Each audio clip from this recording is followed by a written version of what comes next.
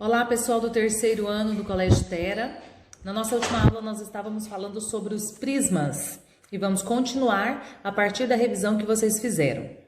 Então nós temos aqui este sólido, ele é chamado de prisma porque ele é delimitado por duas faces poligonais que estão em planos diferentes, distanciados por uma altura h. A nomenclatura desses polígonos ela vai variar de acordo com a figura com o polígono da base.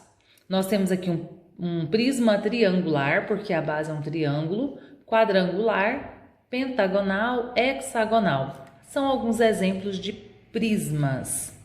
Os prismas, eles podem ser classificados ainda como prisma oblíquo e prisma reto. Aqui nós temos algumas representações de prismas retos, que a altura ela vai formar um ângulo de 90 graus com a base.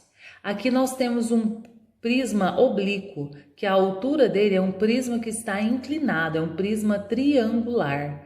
E ele está inclinado, por isso é chamado. A altura, né, não corresponde aí à aresta lateral. A altura ela vai ter que ser designada a partir de um ângulo que ele forma com a base. Então, esse é um prisma oblíquo.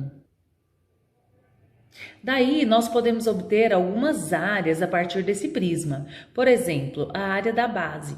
Então, é a área formada pela figura que está na base do meu sólido.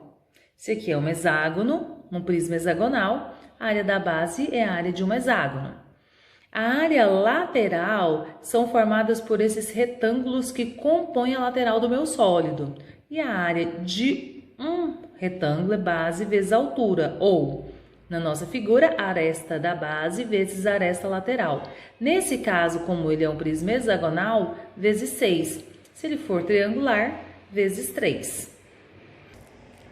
E a área total é, então, a soma das duas áreas da base, porque ele tem uma base em cada plano, mais uma área lateral. Isso aí é a nossa área total.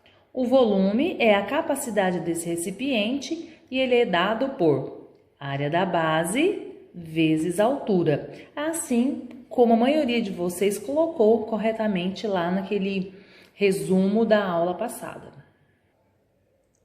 Agora nós vamos fazer uma atividade, então prestem atenção e anotem no seu caderno.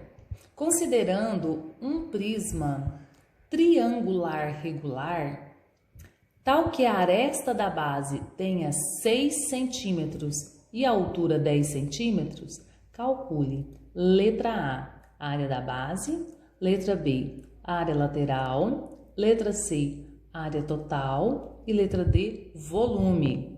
Só para ter uma ideia da resolução, olha só, nós temos esse prisma triangular, só para ter uma ideia do que seria. Na planificação, nós vimos que a aresta da base, pelo dado lá, né, do exercício, ela vale 6. Então, todas as arestas dessa base vale 6. E ele disse que a altura vale 10. Calcular a área da base, então eu vou calcular, eu tenho que saber como é que eu calculo a área de um triângulo equilátero. Bom, esta é a área da base. A área lateral, eu vou ter 1, 2, 3, porque são 3 lados da minha base. Eu vou calcular 3 áreas de 3 retângulos, que é a aresta da base vezes a altura. A área total, eu vou somar as duas áreas da base e também a área lateral. E o volume vai ser, então, a área da base vezes a altura. É a capacidade desta figura, deste sólido. Então, mais uma vez o exercício. Nós temos um prisma triangular regular, tal que a aresta da base tenha 6 centímetros e a altura 10. Esta é uma das atividades da aula de hoje.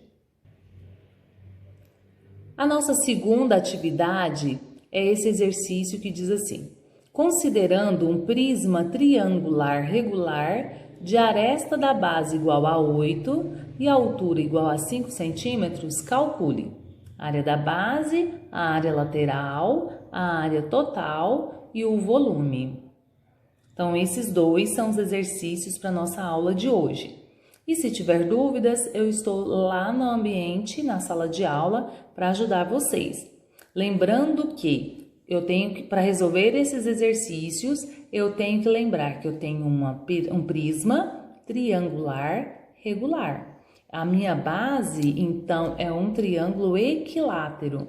Eu tenho que descobrir, para calcular a área da base, a fórmula do triângulo equilátero. A área lateral são 3 vezes a aresta da base vezes a aresta lateral. A área total, 2 áreas da base mais a área lateral. E o volume, área da base vezes a altura. Então, eu aguardo vocês lá no ambiente para a gente tirar as dúvidas.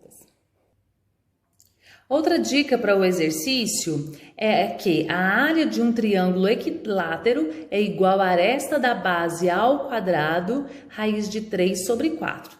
Com isso aí, mais uma dicasinha para a resolução desses 2 exercícios. Eu vou disponibilizar o formulário para vocês fazerem a postagem da atividade. Bom trabalho!